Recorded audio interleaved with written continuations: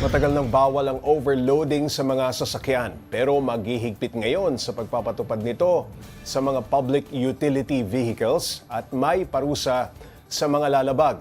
Para bigyan ng mukha ang balita, Mobile Journal Ivan Tarinque.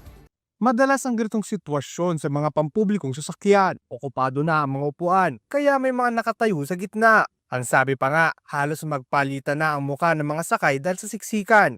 Sanay na raw sa ganito ang maraming commuter, gaya ni Tatay Carlito, na araw-araw bumabiyahe gamit ang mga pampublikong sasakyan. Hindi mo na maiwasan yung hindi ka na sumabay kahit siksikan. Minsan hinahabol ko rin yung oras.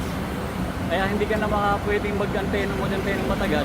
Pero paalala ng LTFRB, bawal po yan. Hindi dapat lumagpas sa tamang capacity ang mga pampasaherong sasakyan. Kaya naman hihigpitan daw ang pagpapatupad ng tinatawag na anti-sardinas policy. Ang mga traditional at modern jeepneys, maaring magkasya ang 12 hanggang 32 pasahero, depende sa laki ng sasakyan. Hanggang 5 standing passengers lang din ang pwede sa mga modern jeep. Sa mga van at AUV, 6 hanggang 12 na pasahero lang. At sa mga bus naman, hanggang 50 lang ang pwede. Ang pinaka-paramount importance po dito when you are engaged in public transport is the safety and convenience of the passengers. Mismong mga operator, aminado may epekto rin sa kanilang biyahe ang sobrang siksikan. Hirap din yung konduktor eh.